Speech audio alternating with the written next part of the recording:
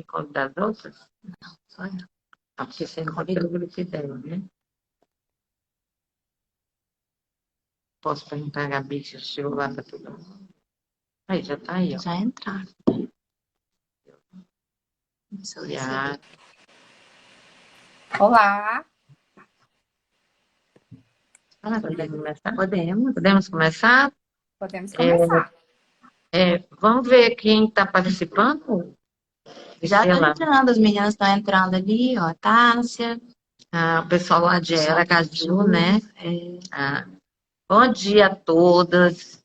Estou falando todos, que basicamente são mulheres, né, que estão aí, pelo que eu pude perceber.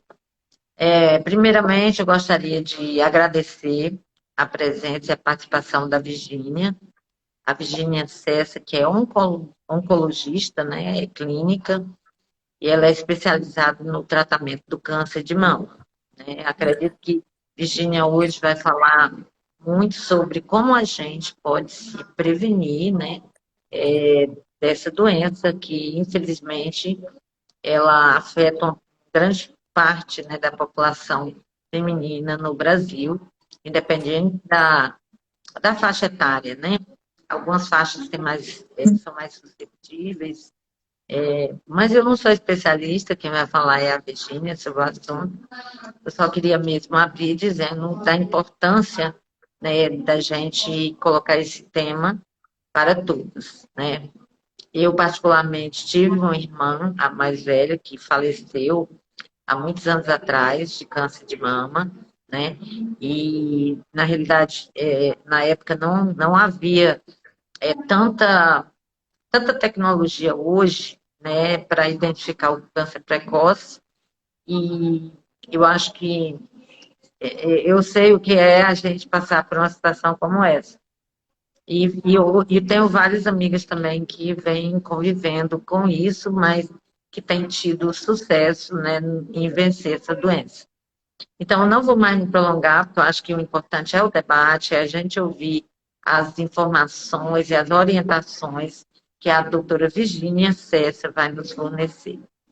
Tá bom, gente? Bom dia a todas, né, mais uma vez. Estamos aqui para ouvir. Virgínia. Bom dia a todos. Muito obrigada pelo convite. É uma honra para mim participar de qualquer evento que eu possa propagar informação de qualidade com o intuito de prevenção. Eu que trato só câncer, faço tudo que está ao meu alcance e sou muito estimulada a propagar essas informações, porque a gente consegue, sempre que possível, tratar o paciente com uma doença inicial com muito mais sucesso do que o paciente que tem uma doença mais avançada. E dando continuidade à sua fala, Teresa, geralmente eu preciso me esforçar muito para explicar que os tempos mudaram. E você conseguiu trazer isso com uma experiência pessoal. Você teve uma irmã que há muito tempo atrás teve um diagnóstico e que as coisas não eram como são hoje. Então, isso eu tenho muito orgulho de dividir isso com vocês. A gente não deseja, nunca ninguém quer ficar doente, né, de nenhuma doença, mas de fato a oncologia talvez seja uma das especialidades, e o tratamento de câncer de mama está no topo da linha, onde a gente avançou mais. E isso é muito bom, porque a gente vê essas histórias como a que você contou do passado e vê que hoje o cenário mudou completamente. A gente consegue ter pacientes tendo uma vida absolutamente normal com diagnóstico de câncer de mama. A gente evoluiu em todos os sentidos, no tratamento, na chance de cura, nos efeitos colaterais, que antigamente a gente tinha pacientes que passavam muito mal durante o tratamento, muitas pacientes não conseguiam trabalhar, e hoje a gente vê que muitas pessoas conseguem tratar, conseguem se curar e ter uma vida muito mais leve nesse interim, né, entre o tratamento e a cura. Então, você já quebrou um paradigma só com a sua história de vida, que é algo que eu tento trazer sempre. O diagnóstico de câncer não é uma sentença de morte. Isso já foi, infelizmente, no passado, uma associação, né, de câncer com morte era algo quase que automático. Os tempos mudaram, e mudaram de maneira positiva. E assim, agora que a gente já tem essa experiência, que é uma experiência fantástica, e é algo que eu sempre tento passar quando a gente conversa, eu queria falar um pouquinho para vocês dos fatores de risco. já que a gente quer saber como se proteger. E para se proteger, a gente precisa saber o que faz mal, né? Então, uma primeira coisa que é um paradigma que eu também gostaria de esclarecer para vocês é fazer mamografia, ele não necessariamente impede que a gente tenha câncer de mama. Porque várias vezes eu escuto a paciente falando assim: poxa, mas eu fazia meu exame todo ano e agora eu tô com câncer. Como se o exame impedisse o desenvolvimento do câncer. Quem dera que fosse assim. Um exame que consegue impedir o desenvolvimento, por exemplo, é o Papa Nicolau, o preventivo, que evita real o desenvolvimento de câncer de colo uterino, por exemplo. Tanto que o nome já fala, né? O preventivo, que é o exame que realmente... Por quê? Porque ele consegue detectar lesões antes de se tornar câncer. Outro exemplo, colonoscopia. Aquele exame que faz com o intestino, que é um exame que tem um preparo chato, mas o exame em si é um exame super simples. Ele consegue pegar pequenos pólipos antes de virar um câncer de intestino. Então, é indicado para toda a população, a partir dos 45 anos, fazer colonoscopia de rastreio. Por quê? Doutora, mas eu não sinto nada. Mas não é para sentir mesmo, é para fazer, para a gente detectar antes de ter uma evolução. Isso são exames preventivos. A mamografia, ela não existe com essa finalidade. A finalidade da mamografia é a detecção precoce. A gente até consegue, com a mamografia, levantar a hipótese, que é confirmada com biópsia, de uma lesão pré-câncer, que é o que a gente chama de carcinoma in situ, que é a lesão antes de invadir a membrana basal, né? Se a gente pensar numa célula que tem o citoplasma, o núcleo e a membrana, a gente até consegue pegar lesões antes de invadir a membrana, que são as lesões in situ. Mas isso é um acaso. Eu não tenho como ter certeza que o meu tumor, naquele momento de fazer o exame, eu vou pegar ele antes de se tornar um carcinoma invasivo. Então, por que a mamografia é tão importante? Porque com ela eu detecto lesões antes de serem palpáveis, que são lesões bem pequenas. E dessa forma, eu tenho uma chance muito próxima a 100% de cura, que são lesões pequenas. Então, sempre que a gente estiver conversando sobre câncer de mama e prevenção de câncer, a gente vai precisar pensar em: caso eu venha ter o diagnóstico, que eu descubra o mais rápido possível, porque o tratamento é mais leve, as chances de cura são muito maiores e todo o andar do tratamento acaba sendo mais leve, tendo menos impacto para a vida da paciente. E agora, por outro lado, como que a gente faz, então, para tentar estar no grupo das pacientes que não têm câncer? Bom, a forma de a gente alcançar isso é estar no grupo das pacientes mais saudáveis. E como que a gente consegue isso?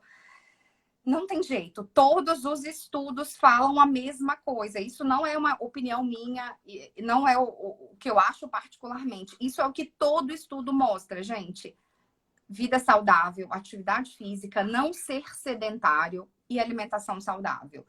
E aí, eu sempre eu esbarro vamos dizer, nessa parede dentro do consultório, que é o paciente que fala: mas a minha mãe teve câncer, a minha irmã teve câncer, eu tô tão preocupada porque geneticamente eu posso ter um câncer porque a minha família teve. E, na verdade, cerca de 15% dos tumores tem fundo genético. 85% dos casos, ou seja, a imensa maioria, está associada com o meio externo, com o que a gente faz com a gente.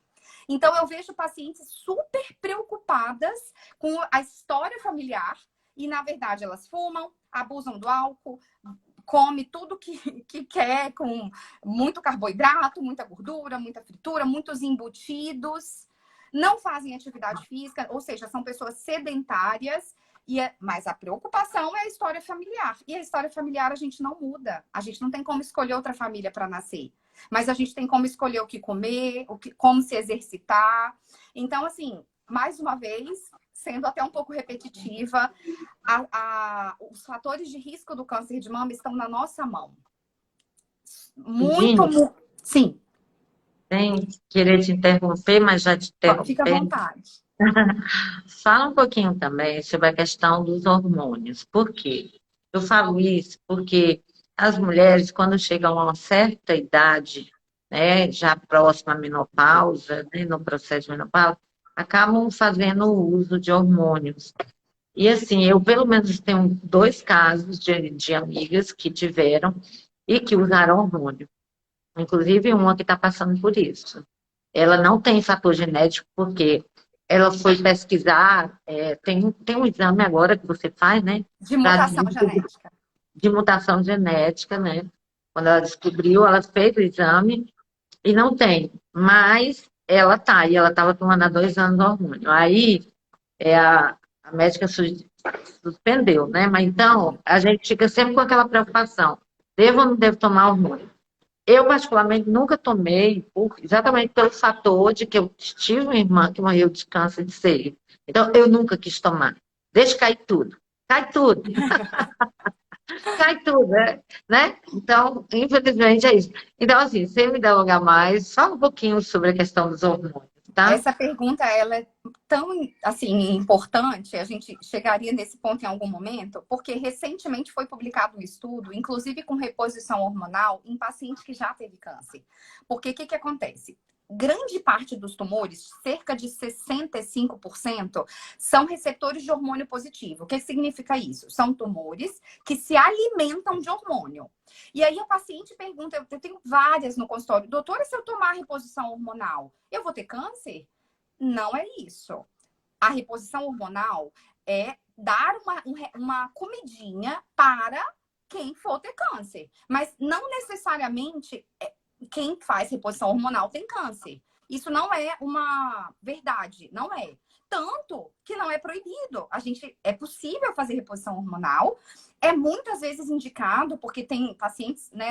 Acredito que não tenha sido seu caso, Tereza, mas tem paciente que a menopausa é algo avassalador. A paciente engorda muito, não dorme, entra em depressão, não. Assim, é avassalador. Então, a reposição hormonal, muitas vezes, é um excelente tratamento para a paciente.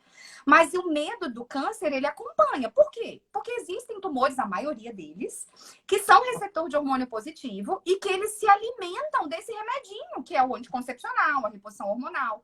Mas não é verdade que fazer reposição dá câncer. Mas, de fato, se aquela paciente fosse ter câncer, ela está tomando um remedinho que faz o câncer crescer.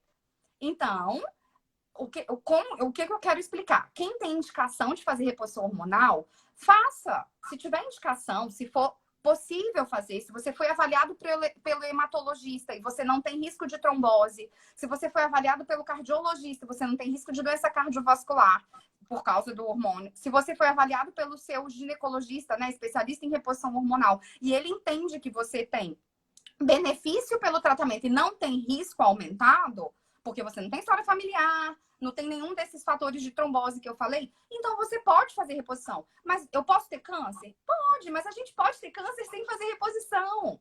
Então, afastar dos fatores de risco, a reposição não é maléfica, bem pelo contrário, ela pode melhorar muito a qualidade de vida da paciente, sabe? Mas a gente sabe que é um fermentinho. Então, se a pessoa fosse ter realmente câncer, ela pode acabar que fazendo o tumor crescer um pouco mais rápido. Mas isso, se a pessoa se toca, se faz mamografia, ultrassom, faz o acompanhamento direitinho, ela vai diagnosticar precocemente. Ela teria de qualquer forma.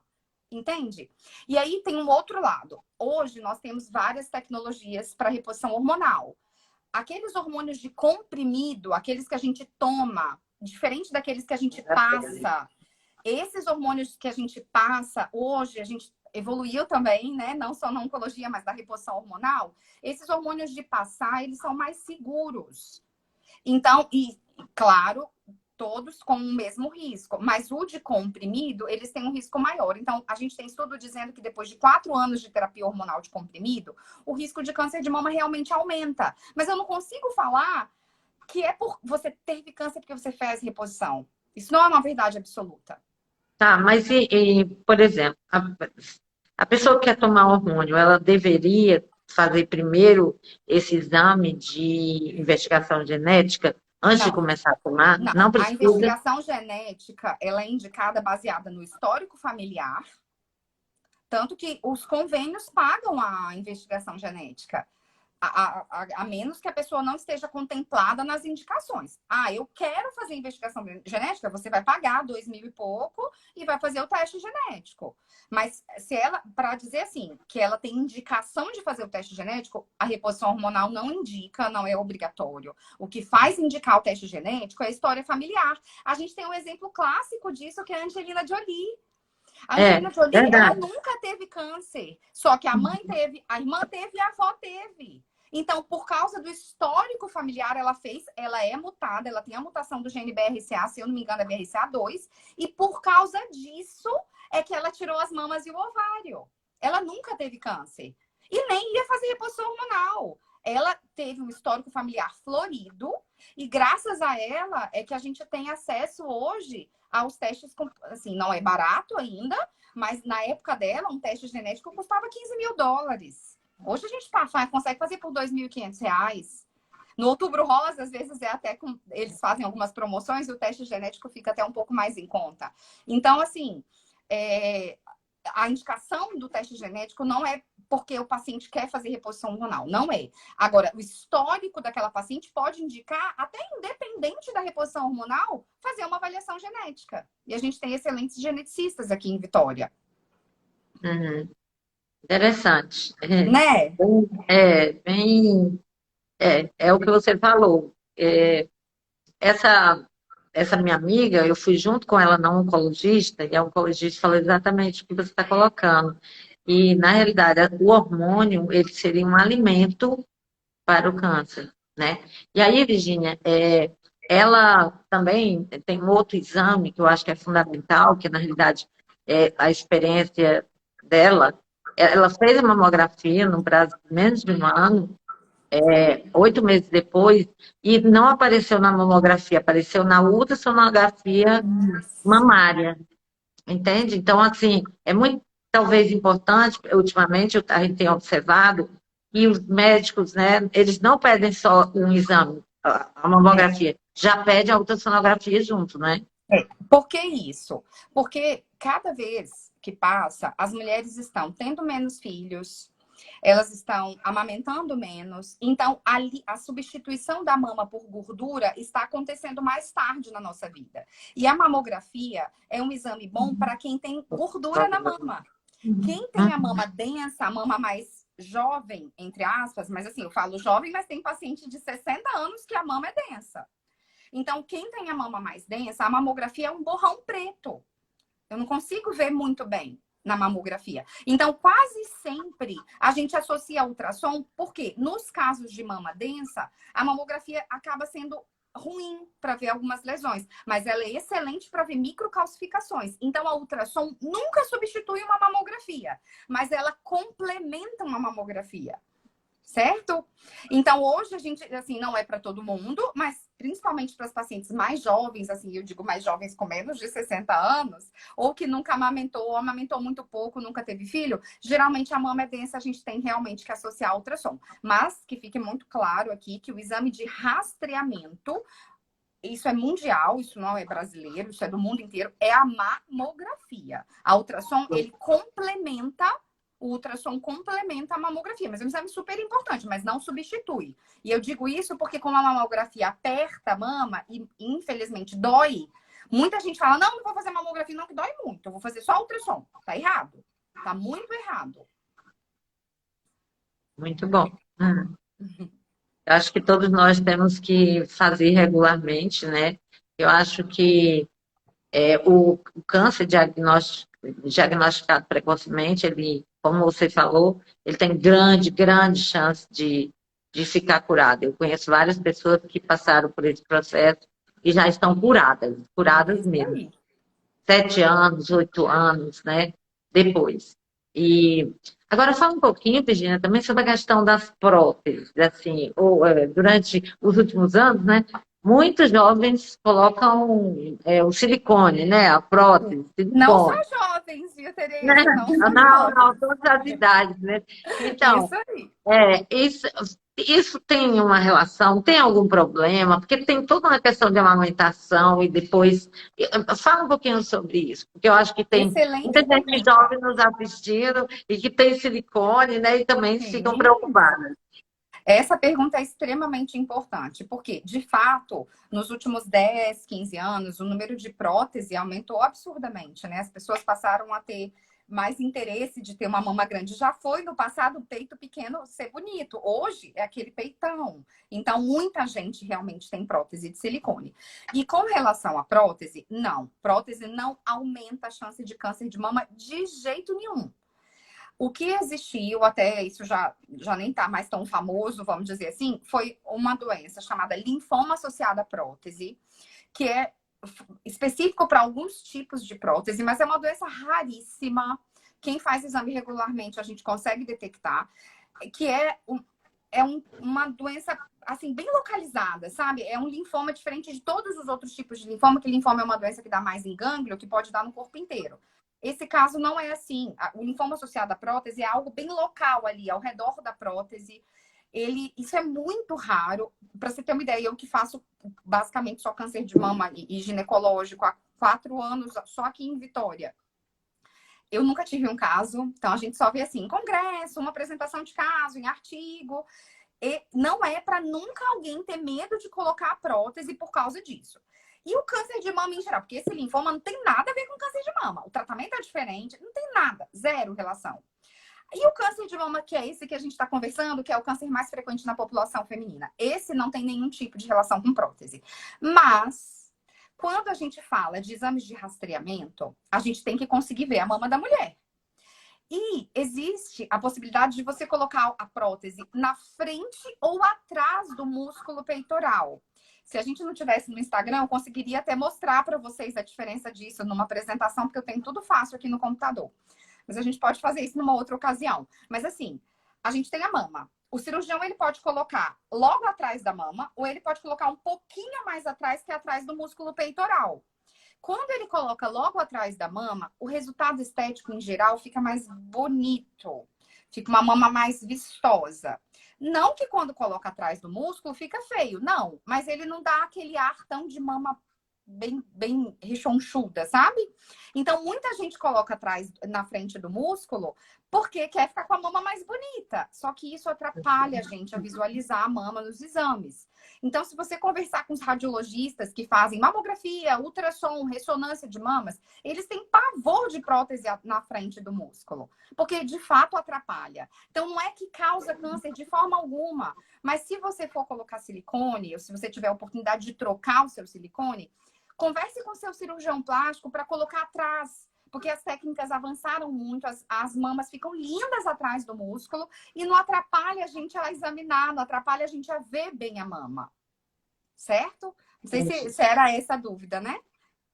Com certeza. Eu acho que todos que têm, eu não tenho, tá? Mas é uma Eu pergunta. também não tenho. Não tenho. Mas, recentemente, Virgínia, eu fiz uma cirurgia plástica em agosto do ano passado. E eu fiz a cirurgia na mama, mas não coloquei silicone.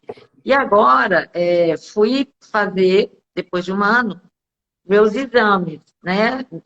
A mamografia, e a minha ginecologista me orientou a não fazer agora, porque ela acredita que a cirurgia ainda tem várias cicatrizes que podem ser apontadas na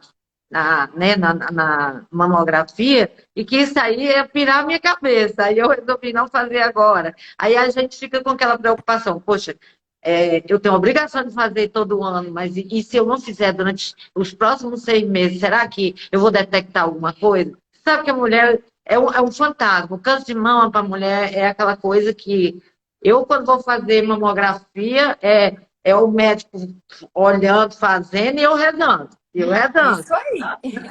Eu acredito que Tereza, todo mundo é menos por aí. já que Fala. você compartilhou isso comigo aqui, então eu não tenho como não dar a minha opinião. Eu não concordo com isso. Você já fez a sua cirurgia há 1 ano. Um bom radiologista, ele vai saber, você vai dizer, o seu médico, na hora de solicitar o exame, ele vai dizer, paciente realizou mamoplastia redutora há um ano, em agosto de 2021.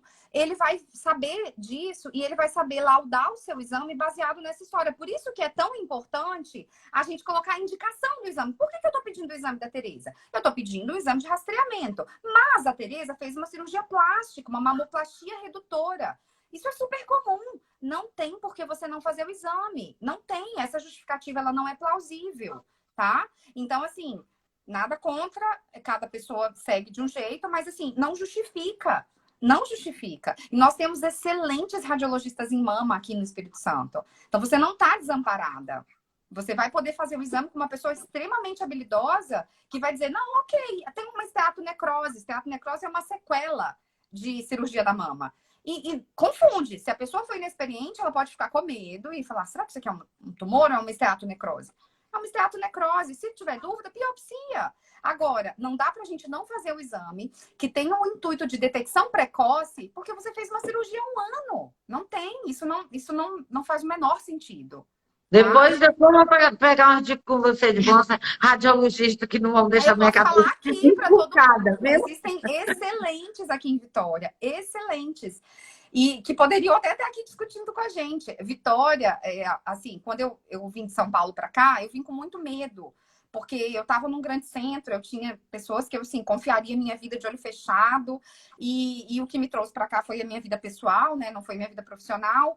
Então, eu vim com muito medo. E eu me surpreendi positivamente. Que nós temos, claro, todo lugar tem gente... Isso deve ter na empresa de vocês, como tem em todo lugar. Tem gente boa, tem gente que não é tão boa. Mas a gente tem muitos bons profissionais aqui em Vitória.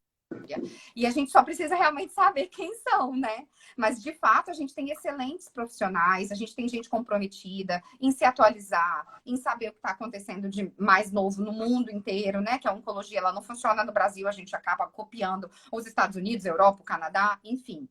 Então, depois eu posso passar para vocês, mas, de fato, a gente tem excelentes pessoas e nunca você deve deixar de fazer o exame, porque você pode se assustar com o resultado. É o contrário. O exame vai te ajudar a te tranquilizar porque você fez e que tá tudo bem, sabe? E que se não tiver tudo bem, vai ficar tudo bem, porque a gente vai tratar, tá?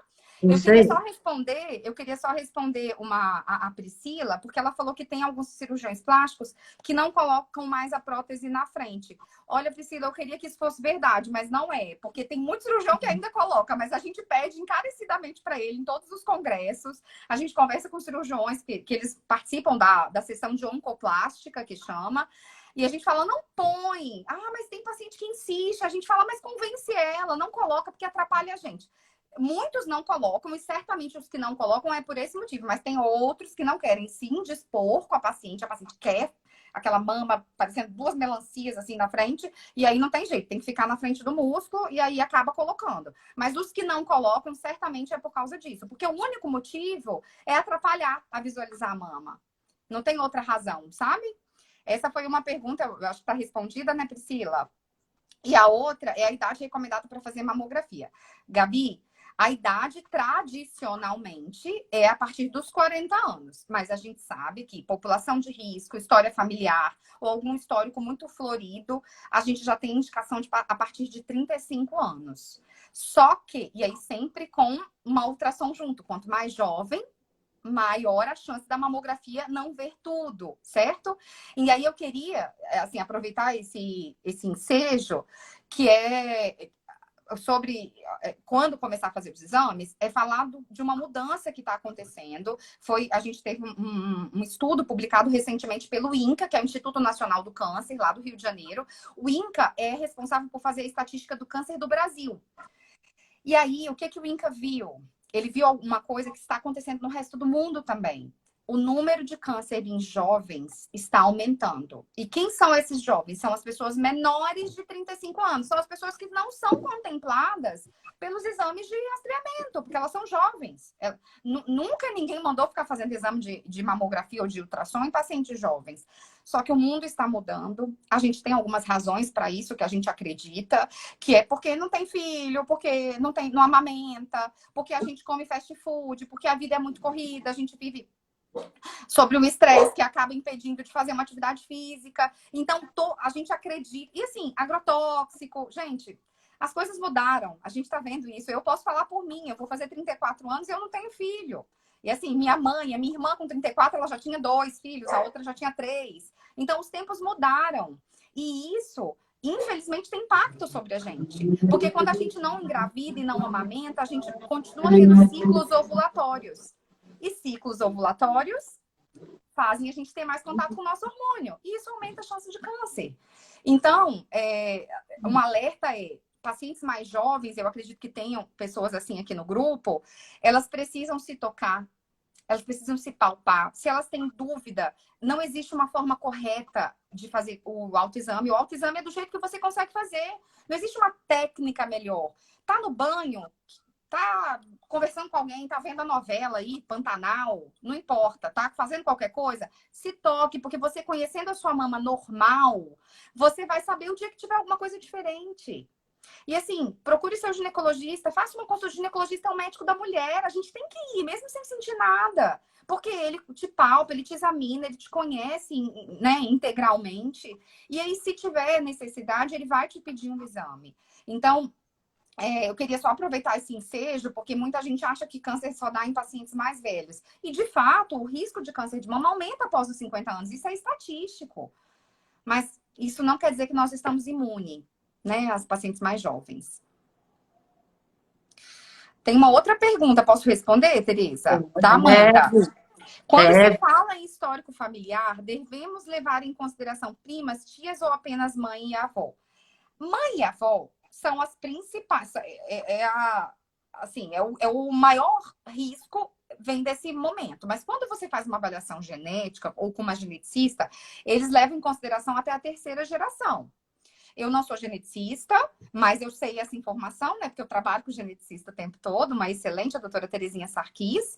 Mas eles levam em consideração até a 3ª geração. Então, sim, o histórico acaba contando, mas não é algo que eu, por exemplo, trabalharia em cima. Para mim, é muito mais importante saber da sua mãe, da sua avó. Mas se sua mãe e sua avó tiver esse envolvimento, não tiver nada e você tiver primos com alguma coisa, pode ser que signifique algo, mas de fato eu não sou a melhor pessoa. Agora, geralmente, quando o histórico da família é rico, a mãe e a avó têm participação. Então, assim, não é frequente a gente ter uma mãe e uma avó sem nada e um primo ter alguma coisa e isso significa algo para mim, entende? Geralmente isso vem num conjunto, sabe? Acho que foram essas as diagnósticos com 35 anos. A Esteline é uma paciente minha. Ela está aqui assistindo a gente. Ela falou, foi o meu caso, diagnóstico com 35 anos. É como a gente está conversando. Não é porque nós somos jovens que a gente não pode ter câncer. Então, o autoexame, ele realmente ajuda, especialmente a gente conhecer o nosso corpo. Virgínia, eu queria que você também desmistificasse um pouco o tratamento. Porque eu tenho observado que o tratamento hoje de quimioterapia, ele já avançou muito. E hoje, por exemplo, você tem tratamentos que, dependendo do número de sessões, não cai mais o cabelo. Porque as mulheres sempre têm essa questão, né? Poxa, vou cair meu cabelo, vai, né? Então, assim, eu tenho presenciado isso. E eu também queria um esclarecimento maior sobre uma vacina que é aplicada junto com a quimioterapia. Me parece que existe, eu não sei se é exatamente uma vacina ou é um medicamento também que é aplicado junto.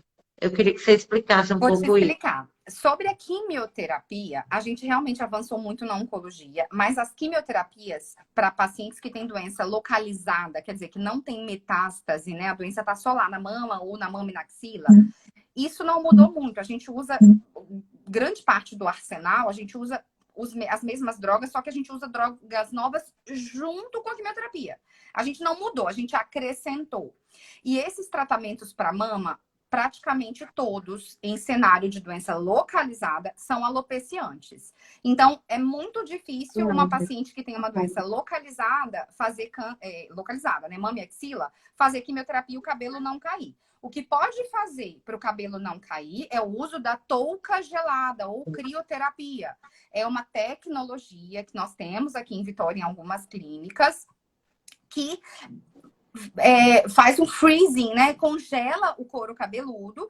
Com isso, a quantidade de sangue que chega no couro cabeludo é menor, porque fica tudo gelado, e aí tem uma vasoconstricção. E porque chega menos quimioterápico, o cabelo cai menos. Ele cai. Inclusive, tem muitos casos de crioterapia que a paciente fica careca, mesmo usando a crioterapia, né? A touca gelada. Mas isso diminui muito. Então, eu tenho casos de pacientes que detestam a touca gelada porque não funcionou, e tenho outras que estão extremamente satisfeitas, que nunca usaram um lenço, nunca usaram um boné, nada, porque passou o tratamento inteiro fazendo crio, fazendo touca gelada, e o cabelo caiu, mas não ficou careca. Então, assim, isso são nuances do tratamento. Mas, de fato, pacientes com doença localizada, eu estou frisando isso porque isso muda quando a doença é sistêmica, quando a paciente tem metástase, que é quando vai para outro órgão. Quando a doença é localizada, o cabelo tem uma chance altíssima de cair, muitas vezes até usando a touca gelada, certo? Então, essa foi uma pergunta. A outra pergunta é sobre essa vacina.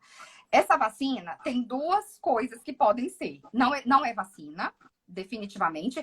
Se eu puder falar de uma vacina aqui, eu vou aproveitar que tem bastante gente ouvindo a gente. É sobre a vacina do HPV, que é uma vacina para prevenção de câncer de colo uterino, mas não tem nada a ver com mama, tá? Mas já que nós estamos conversando sobre prevenção, né? Super importante essa vacina. Ela é disponibilizada nas clínicas privadas, e no SUS ela é dada para mulheres até 46 anos com algum tipo de imunossupressão. Então, a gente que é saudável acaba tendo que pagar essa vacina. Para as crianças até 14 anos é dado gratuitamente no SUS.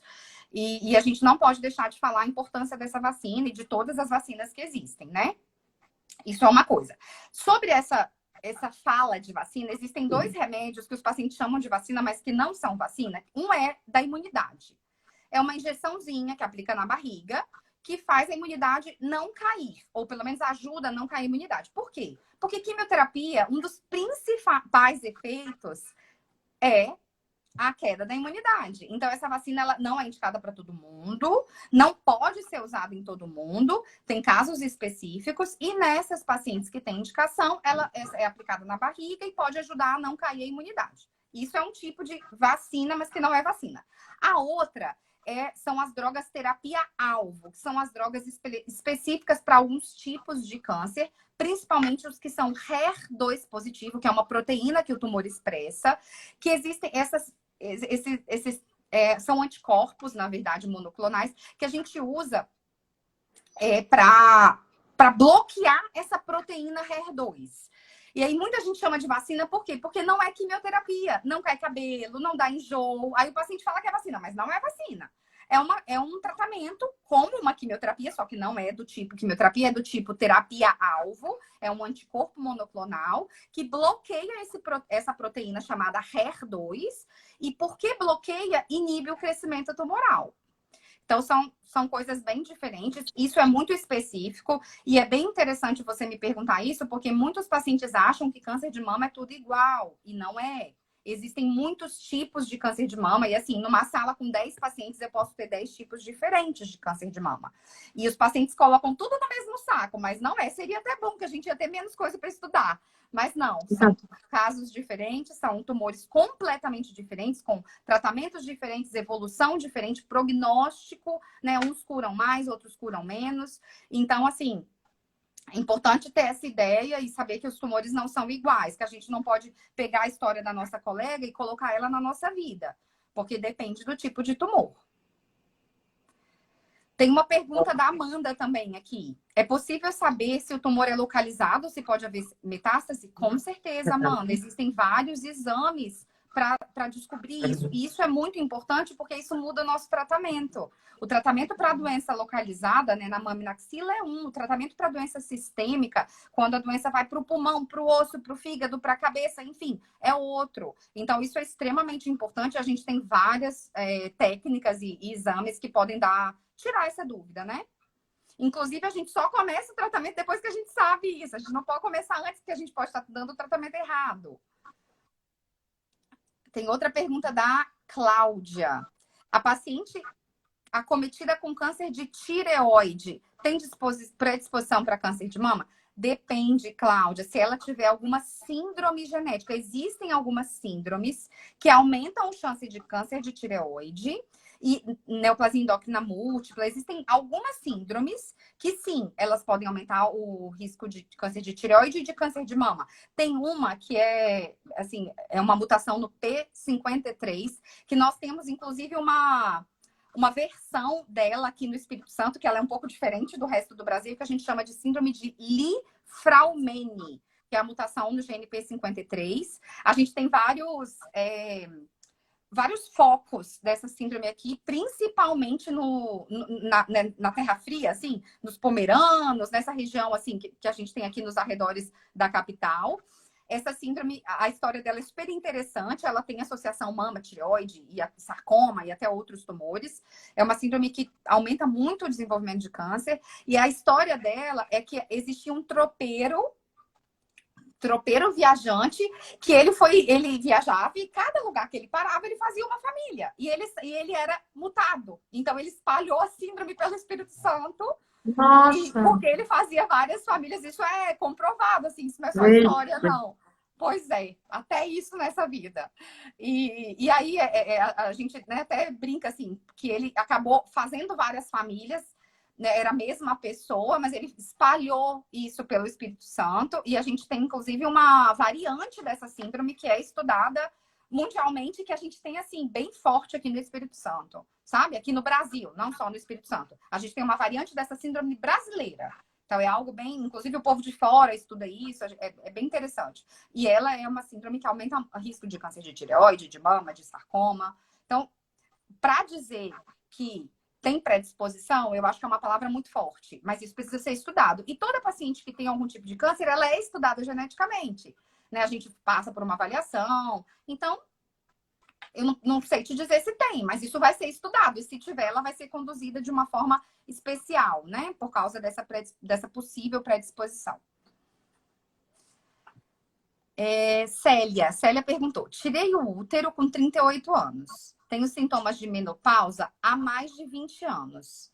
Tenho histórico de câncer nas 2 gerações anteriores, inclusive em homens. Por isso, escolhi não fazer reposição. Célia, você falou de uma coisa extremamente importante. História de câncer de mama. Eu não sei se é de mama que você falou, que você só falou, inclusive em homens, mas não sei se é de mama. História de câncer de mama em homem é um fator de alto risco, porque homem é raríssimo ter câncer de mama. E geralmente, quando o homem tem câncer, a gente tem, assim, que juntar as forças para estudar geneticamente esse homem, porque, de fato, se ele veio a ter um câncer de mama, ele tem sim chance de ter algum tipo de mutação. Então, o homem precisa, como todo homem com câncer de mama, ele precisa passar em avaliação genética. Não é toda mulher que obrigatoriamente vai passar, mas todo homem com câncer de mama precisa ser avaliado geneticamente, sim. Então, assim, foi uma escolha sua, eu não consigo saber a sua idade, então eu tenho um pouco de dificuldade de conseguir te avaliar por essa observação que você fez. Mas uma coisa muito importante que muita gente confunde é: eu entrei na menopausa porque eu tirei o útero. Não. A menopausa não tem nada a ver com o útero. A menopausa tem a ver com ovário. Então, quando a gente tem câncer de ovário, quando a gente tira o ovário, a gente entra na menopausa. Tirar o útero, você só para de menstruar. Parou de menstruar porque tirou o útero. Não tem mais o lugar que está descendo o sangue. Mas isso não quer dizer que você está na menopausa. Então, você não entrou na menopausa com 38 anos porque você tirou o útero. Porque quem rege a menopausa é o ovário.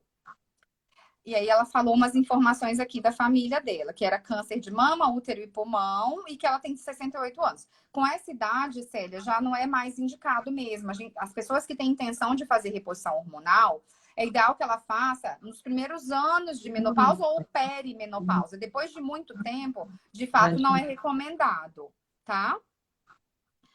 Vamos ver se tem mais alguma pergunta. Ai, tirei um ovário. Ainda quem tira um ovário não obrigatoriamente entra, porque o outro ovário, se for numa idade, né, antes dos 50 anos, ele pode estar funcionando ainda. Então, assim, para dizer que foi uma menopausa causada por cirurgia, tem que tirar os 2 ovários.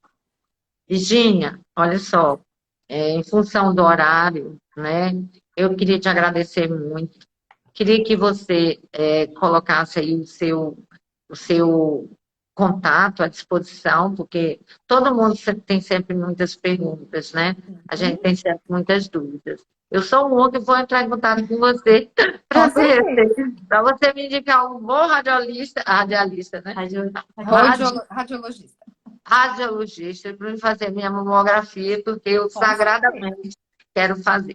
Te agradeço muito. Eu espero que as pessoas que participaram tenham gostado, tá?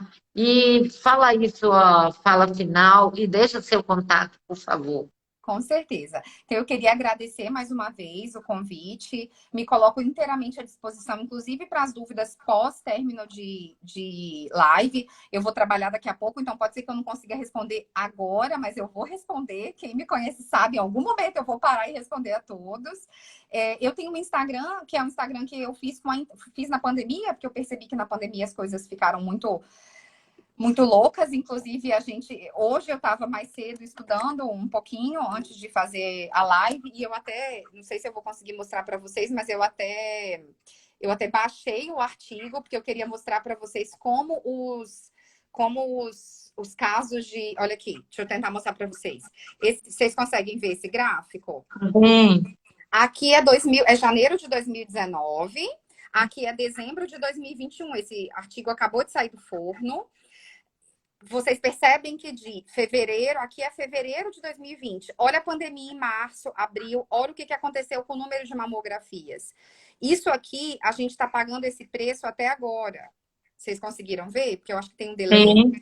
Então, as barras laranjas são do período um pouquinho pré-pandemia, um pouquinho pós, assim, depois da vacina. Então, a gente tem que o índice de mamografia caiu importante, de uma maneira assim vertiginosa. O que era esperado, as pessoas tinham medo de sair de casa e acabaram não fazendo os exames. E isso a gente está pagando esse preço até agora.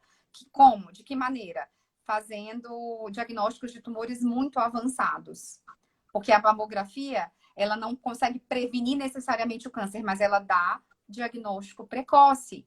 Então, se eu puder dar um recado para vocês aqui, não deixem de se acompanhar por um ginecologista, não deixem de se tocar no banho na hora que você quiser, do jeito que você sabe. Vamos tentar colocar a gente como prioridade. Eu tenho super dificuldade, né, com muito trabalho, muito estudo, então eu tenho muita dificuldade disso também, mas me esforço diariamente para tentar me colocar como prioridade na minha vida. Eu preciso me cuidar, porque se eu não me cuidar e adoecer, eu não vou conseguir fazer nada, eu não vou conseguir atender os pacientes que eu cuido, eu não vou conseguir continuar estudando, eu não vou conseguir fazer absolutamente nada. E eu acho que quando a gente entende que 85% dos casos de câncer estão associados com fatores que estão na nossa mão, a nossa visão sobre o nosso autocuidado muda. E é isso que eu tento propagar. Então, como eu falei, meu Instagram é minha oncologista, que é a minha profissão, eu sou oncologista. Se vocês tiverem alguma dúvida, podem me procurar pelo Instagram. No próprio Instagram tem o canal de agendamento, se alguém tiver alguma necessidade de agendamento de consulta, estou à disposição, mas se for alguma dúvida que dê para mandar pelo Instagram, pode mandar que eu também respondo. E é isso, estou à disposição. Muito obrigada, Virgínia. E com certeza nós vamos entrar em contato com você, porque, pelo que eu estou lendo ali, todo mundo gostou muito, tá? Gostaram muito de você, que as informações que você deu foram muito, muito, muito importantes, porque, na realidade, a gente procura sempre o ginecologista primeiro. O oncologista é diferente do ginecologista, né? Mas o certo é continuar indo no gineco, Tereza. Sim, Desculpa te interromper, sim, mas esse é o certo. Por quê? sim, Porque o sim, ginecologista, ele cuida da mulher de uma maneira global. Então, ele consegue, na mesma sim. consulta, fazer o seu preventivo, palpar sua mama, solicitar o exame da mama se for indicado, pedir algum exame de sangue para ver se está tudo bem com colesterol, triglicerídeo. O ginecologista, ele tem essa habilidade. E é a porta de entrada. Eu não quero que ninguém deixe de ir no gineco, não, porque ele é a pessoa Claro. especial para fazer isso. Infelizmente, para mim, vem o paciente já com diagnóstico. Exatamente. Então, continuem frequentando o ginecologista para que vocês não precisem de mim. Porque comigo é quando o diagnóstico já está instalado. Então, de fato, eu vou sempre estimular, e é o certo, continuar fazendo o acompanhamento com o ginecologista. E aí, só para acrescentar, eu queria fazer um agradecimento especial, porque quem entrou em contato comigo para fazer essa live foi a Maísa. A Maís é minha amiga pessoal e eu gosto muito dela e eu me senti extremamente honrada porque a gente conversa tanto sobre essas coisas e ela falou assim comigo: Virgínia, eu não consegui pensar em mais ninguém, você é a pessoa para fazer essa live com a gente. Então, eu quero agradecê-la porque é tão bom quando o que eu converso numa roda de boteco, quando eu converso numa varanda, a gente bebendo vinho e batendo papo, e quando a gente vê que essa informação não vira só uma conversa de boteco, é algo que toca e que continua sendo divulgada. Eu acredito que não foi em vão as nossas conversas bobas e assim, sem Não, com nenhuma certeza. pretensão. Não, inclusive assim, eu tenho certeza que Maísa que queria muito estar aqui, mas ela teve que ir ao Ela Maranhão, me né? falou. Nós estamos no projeto lá, mas com certeza a gente vai transmitir isso para ela, tá? Tá bom, Virginia? Tá Um bom. grande abraço, muito obrigada. Priscila, quer dar um tchauzinho? Tchau, Virgínia. Agradeço aqui também em nome da equipe Tchau, do Ideias, gente. tá? Um Obrigada. beijo, Tchau, Um beijo. pessoal. Tchauzinho. tchau. A minha amiga Nina.